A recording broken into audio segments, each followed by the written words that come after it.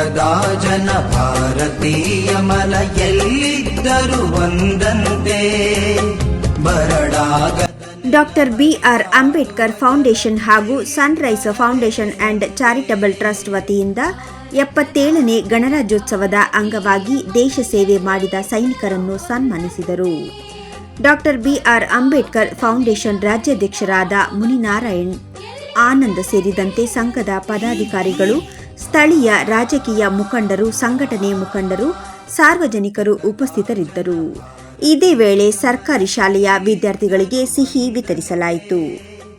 ಬರಡಾಗದ ನೆಲ ಹರಿದಾಡುವ ಜಲ ಎಲ್ಲಿದ್ದರದೇನಂತೆ ಭಾರತದ ಜನ ಭಾರತೀಯ ಮನ ಎಲ್ಲಿದ್ದರೂ ಒಂದಂತೆ ಬರಡಾಗದ ನೆಲ ಹರಿದಾಡುವ ಜಲ ಎಲ್ಲಿದ್ದರದೇನಂತೆ ಬರಡಾಗದ ನೆಲ ಹರಿದಾಡುವ ಜಲ ಎಲ್ಲಿದ್ದರದೇನಂತೆ ಭಾರತದ ಜನ ಭಾರತೀಯ ಮನ ಎಲ್ಲಿದ್ದರೂ ಒಂದಂತೆ ಬರಡಾಗದ ನೆಲ ಹರಿದಾಡುವ ಜಲ ಎಲ್ಲಿದ್ದರದೇನಂತೆ ಬರಡಾಗದ ನೆಲ ಹರಿದಾಡುವ ಜಲ ಎಲ್ಲಿದ್ದರದೇನಂತೆ ಭಾರತದ ಜನ ಭಾರತೀಯ ಮನ ಎಲ್ಲಿದ್ದರೂ ಒಂದಂತೆ ಬರಡಾಗದ ನೆಲ ಹರಿದಾಡುವ ಜಲ ಎಲ್ಲಿದ್ದರದೇನಂತೆ. ಮೊದಲಿಗೆ ಎಲ್ರಿಗೂ 77ನೇ ಗಣರಾಜ್ಯೋತ್ಸವ ದಿನಾಚರಣೆಯ ಶುಭಾಶಯಗಳು. ದೇಶಕ್ಕೆ ಗೌರವ ಕೊಡೋ ಶಕ್ತಿ ನಮಗಿಲ್ಲ ಅಂದರೆ ತಂದೆ ತಾಯಿಗೂ ಗೌರವ ಕೊಡೋಂಥ ಶಕ್ತಿ ಇಲ್ಲ ಅಂತ ಅರ್ಥ. ಮಹಾಭಾರತ ಇತಿಹಾಸದಲ್ಲಿ ಕೋಟಿ ಜನ ನಮಗೆ ಆಶೀರ್ವಾದ ಮಾಡೋಗಿದ್ದಾರೆ ಸ್ವತಂತ್ರನ ಕೊಡಿಸಿ.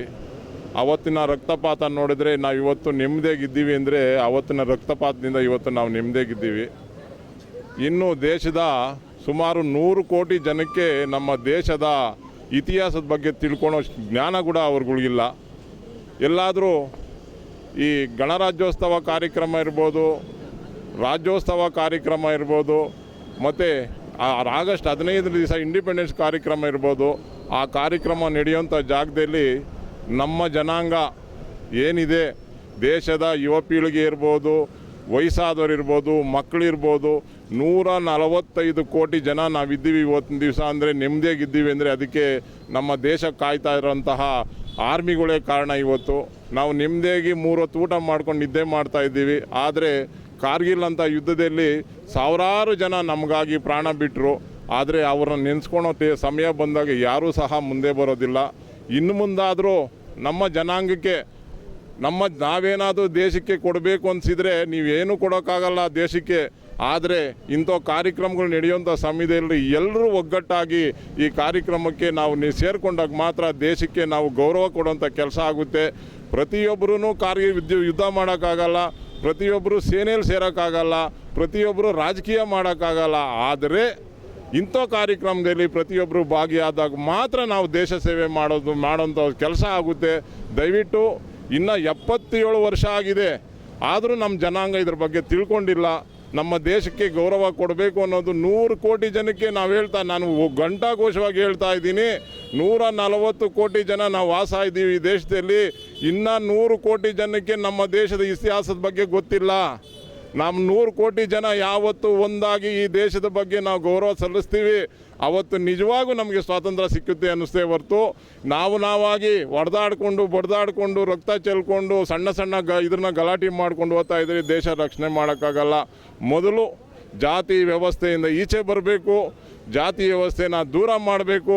ಬಾಬಾ ಸಾಹೇಬ್ ಅಂಬೇಡ್ಕರ್ ಅವರು ಅವತ್ತು ಸಂವಿಧಾನ ಸೃಷ್ಟಿ ಮಾಡಬೇಕಾದ್ರೆ ಈ ದೇಶದಲ್ಲಿ ಹುಟ್ಟಿದಂಥ ಪ್ರತಿಯೊಂದು ವ್ಯಕ್ತಿಗೂ ಅವಂದೇ ಆದಂಥ ಸ್ವಾತಂತ್ರ್ಯ ಇದೆ. ಅನ್ನ, ಆಹಾರ, ವಿದ್ಯೆ ಮತ್ತು ಇರೋಕೆ ಆಶ್ರಯ ಇವೆಲ್ಲ ಸರ್ಕಾರ ಕೊಡಲೇಬೇಕು ಅಂತ ಆ ಕಾನೂನಿದ್ರೂ ಸಹ ಏನು ಇದರಲ್ಲಿ ಸಂವಿಧಾನದಲ್ಲಿ ಇರುವಂಥ ಆಶಯಗಳು, ಆ ಆಶಯದಲ್ಲಿ 60% ಇನ್ನೂ ಸಂವಿಧಾನದಲ್ಲೇ ಉಳಿದಿದೆ, ಪುಸ್ತಕದಲ್ಲೇ ಇದೆ. ಬೇರೆ 40% ಮಾತ್ರ ಜನಾಂಗ ಗೊತ್ತಾಗಿದೆ. ಆದ್ದರಿಂದ ಏನು ನಮ್ಮನ್ನು ಆಳ್ತಾ ಇರೋಂಥ ಸರ್ಕಾರಗಳು ತಮ್ಮ ಇಚ್ಛಾಶಕ್ತಿಯನ್ನು ಬಿಟ್ಟು ದೇಶದ ರಕ್ಷಣೆದ ಬಗ್ಗೆ ಯೋಚನೆ ಮಾಡಬೇಕು, ದೇಶದ ಜನಗಳ ಬಗ್ಗೆ ಯೋಚನೆ ಮಾಡಬೇಕು, ದೇಶದ ಅಭಿವೃದ್ಧಿ ಬಗ್ಗೆ ಯೋಚನೆ ಮಾಡಬೇಕು ಅಂತೇಳಿ ಇವತ್ತು ದಿವಸ ಹೇಳೋಕ್ಕೆ ಇಷ್ಟಪಡ್ತಾ ಇದ್ದೀನಿ. ಈ ಕಾರ್ಯಕ್ರಮಕ್ಕೆ ನಮ್ಮ ಹಿರಿಯರಾದಂತಹ, ನಾನು ನಿಜವಾಗೂ ಇಷ್ಟೊಂದು ಇಷ್ಟು 3 ಜನ ಬಂದು ನಮ್ಗೆ ಆಶೀರ್ವಾದ ಮಾಡ್ತಾರೆ ಅಂದ್ಕೊಂಡಿಲ್ಲ. ಆದರೆ ಇದಕ್ಕೆ ಸುಮಾರು ಜನ ನನಗೆ ಕೈ ಜೋಡಿಸಿ ಇವತ್ತಿನ ಈ ಕಾರ್ಯಕ್ರಮ ಮಾಡೋಕ್ಕೆ ಅವಕಾಶ ಮಾಡಿಕೊಟ್ಟಿದ್ದಾರೆ. ಖಂಡಿತವಾಗೂ ಇಂಥ ಅವಕಾಶ ಯಾರಿಗೂ ಸಿಗೋದಿಲ್ಲ. ಆದರೆ ನನಗೆ ನನ್ನ ಭಾಗ್ಯ ಅನ್ನಿಸುತ್ತೆ ಇವತ್ತಿನ ದಿವಸ ಈ ಅವಕಾಶ ಸಿಕ್ಕಿದೆ. ಖಂಡಿತ ನಂತರ ಯಾರಾದರೂ ಈ ಜಾಗದಲ್ಲಿ ಬೆಳೆದ್ರೆ ಖಂಡಿತವಾಗೂ ಅವರಿಗೆ ನಾನು ಚುರನುಣಿಯಾಗಿ ಅವ್ರ ಜೊತೆಲಿ ಇರ್ತೀನಿ ಅಂತ ಹೇಳಿ ಈ ಮಾತು ಮುಗಿಸ್ತಾ ಇದ್ದೀನಿ. ಜೈ ಭೀಮ್, ಜೈ ಭಾರತ್. ಎಲ್ಲರಿಗೂ ನಮಸ್ಕಾರ. ಇದು 77ನೆಯ ಗಣರಾಜ್ಯೋತ್ಸವ. ಈ ಅಂಗವಾಗಿ ನಮ್ಮ ಸೈನಿಕರನ್ನ ಕರೆಸಿ ಈ ಸಂಘದವರು ನಮ್ಮನ್ನು ಗೌರವಿಸ್ತಾ ಇದ್ದಾರೆ. ಅದಕ್ಕೆ ನಾವು ಕೃತಜ್ಞತೆಗಳು. ಅದಲ್ದಿರ ನಾವು ಎಲ್ಲರೂ ಒಂದು ತಿಳ್ಕೊಬೇಕು, ದೇಶ ಇತ್ತು ಅಂದರೆ ನಾವಿರ್ತೀವಿ, ದೇಶ ಇಲ್ಲ ಅಂದರೆ ನಾವು ಯಾರೂ ಇರಲ್ಲ. ಅದಕ್ಕೋಸ್ಕರ ದೇಶವನ್ನು ಕಟ್ಟೋಣ, ದೇಶವನ್ನು ಉಳಿಸೋಣ ಅಂತ ನಾನು ನಿಮ್ಗಳಿಗೆ ದೇಶವನ್ನು ಕಟ್ಟೋಣ, ದೇಶವನ್ನು ಬೆಳೆಸೋಣ ಅನ್ನೋದು ನನ್ನ ಉದ್ದೇಶ. ದೇಶ ನನಗೇನು ಕೊಡುತ್ತೆ ಅನ್ನೋ ಬದಲು ನಾನು ದೇಶಕ್ಕೆ ಏನು ಕೊಡ್ತೀನಿ ಅನ್ನೋದು ನಾವೆಲ್ಲ ನಾಗರಿಕರು ಕಲಿಬೇಕು ಅನ್ನೋದು ನನ್ನ ಉದ್ದೇಶ. ನೋಡಿ, ಈಗಿನ ಕಾಲದಲ್ಲಿ ನಾವು ಮೊದಲು ಜೈ ಜವಾನ್ ಜೈ ಕಿಸಾನ್ ಅಂತ ಇದ್ವಿ. ಆದರೆ ಈಗ ಜೈ ಜವಾನ್ ಜೈ ಕಿಸಾನ್ ಜೈ ವಿಜ್ಞಾನ್ ಅಂತ ಹೇಳುವಂಥ ಪರಿಸ್ಥಿತಿಯೊಳಗೆ ಬಂದಿದ್ದೀವಿ. ಅದಕ್ಕೆ ನಮಗೆ ಹೆಮ್ಮೆ.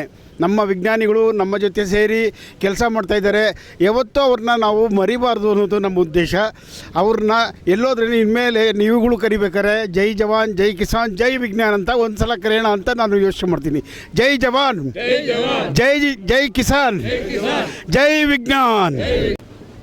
ಎಲ್ಲರಿಗೂ 77ನೇ ಸ್ವತಂತ್ರ ಇದು ಗಣರಾಜ್ಯೋತ್ಸವದ ಎಲ್ಲರ ಶುಭಾಶಯಗಳನ್ನ ಹೇಳ್ತಾ, ನಮ್ಮ JP ನಗರದ ಕೋಣದಗುಂಟೆ ಕರಸಲ್ಲಿ ಇವತ್ತು ಏನು ಕಾರ್ಯಕ್ರಮನ ಆಯೋಜಿಸಿದ್ದಾರೆ, ಅದು ಸೈನಿಕರನ್ನ ಕರೆದು ಆ ದೇಶದ ಬಾವುಟ ಏರಿಸೋದಿದೆಯಲ್ಲ, ಅದು ಉನ್ನತವಾದ ಶಕ್ತಿ ಅಂತ ಹೇಳ್ತಾರೆ. ನಾವು ಕಾರ್ಗಿಲ್ ಯುದ್ಧದಲ್ಲಿ ಭಾಗವಹಿಸಿ ಹಲವಾರು ಕ್ಷೇತ್ರಗಳಲ್ಲಿ ಕೆಲಸಗಳನ್ನು ಮಾಡಿ ಇಲ್ಲಿ ಬಂದಿದ್ದೀವಿ. ನಾವು ಇವತ್ತು ನಮಗೆ ತುಂಬ ಸಂತೋಷ ಆಗಿದೆ. ಜೊತೆಗೆ ಇಲ್ಲಿನ ಅಧ್ಯಕ್ಷರು, ಇಲ್ಲಿನ ಪ್ರತಿಯೊಂದು ಸದಸ್ಯರು ಬಂದ್ಬಿಟ್ಟು ತುಂಬ ಅಚ್ಚುಕಟ್ಟಾಗಿ ಈ ನಮ್ಮ ಗಣರಾಜ್ಯೋತ್ಸವವನ್ನು ಆಚರಣೆ ಮಾಡಿದ್ದಾರೆ. ಎಲ್ಲರಿಗೂ ಶುಭಾಶಯನ ಕೊಡ್ತೀವಿ. ಮಾತನ್ನು ಮುಗಿಸ್ತೇನೆ. ಜೈ ಹಿಂದ್. ಎಲ್ಲರಿಗೂ 77ನೇ ವರ್ಷದ ಗಣರಾಜ್ಯೋತ್ಸವದ ಶುಭಾಶಯಗಳನ್ನ ಕೋರ್ತಾ, ಪ್ರಜಾಪ್ರಭುತ್ವ ವ್ಯವಸ್ಥೆಯಲ್ಲಿ ಎಲ್ಲೋ ಇದ್ದ ದೇಶ ಇವತ್ತಿನ ದಿನ ಎಲ್ಲೋ ತಲುಪಿದೆ ಅನ್ನೋಕ್ಕೆ ಈ 26 ಜನವರಿ 1950ನೇ ಇಸವಿಯ ಸಾಕ್ಷಿ ಆಯಿತು ಅಂತ ಹೇಳ್ತೀವಿ. ಗುಲಾಮಿಕೆಯಲ್ಲಿ ಬಾಳುತ್ತಿದ್ದಂತಹ ದೇಶ ಇವತ್ತಿನ ದಿನ ಸ್ವತಂತ್ರತೆಯನ್ನು ಕಂಡು ಸಂವಿಧಾನ ನಮಗೆ ಆಗಿ ಕೊಟ್ಟಂತಹ ಶಕ್ತಿಯನ್ನು ಇವತ್ತು ತಗೊಂಡು ಈ ದೇಶದ ಮುಂದೆ ನಾವೆಲ್ಲರೂ ನಿಂತಿದ್ದೀವಿ ಅನ್ನೋದೇ ಇದೊಂದು ಭಾರತ ದೇಶದ ಹೆಮ್ಮೆ ಅಂತ ಹೇಳಲಿಕ್ಕೆ ಬಯಸ್ತೇನೆ. ಇದು ಕೇವಲ 26 ಜನವರಿ, ಆಗಸ್ಟ್ 15 ಹಾಗೂ 14 ಫೆಬ್ರವರಿಗೆ ಮಾತ್ರ ಸೀಮಿತವಾಗಿದೆ. ಪ್ರತಿನಿತ್ಯವೂ ಗಣರಾಜ್ಯೋತ್ಸವವಾಗಲಿ, ಪ್ರತಿನಿತ್ಯವೂ ಸ್ವಾತಂತ್ರ್ಯ ದಿವಸವಾಗಲಿ, ಪ್ರತಿನಿತ್ಯವೂ ಕನ್ನಡ ರಾಜ್ಯೋತ್ಸವವಾಗಲಿ ಅಂತ ತಮ್ಮೆಲ್ಲರನ್ನ ಕೇಳ್ತಾ ನನ್ನ ಮಾತನ್ನ ಮುಗಿಸ್ತೀನಿ. ಜೈ ಹಿಂದ್, ವಂದೇ ಮಾತರಂ, ಭಾರತ್ ಮಾತಾ ಕಿ ಜೈ. ನಮಸ್ಕಾರ.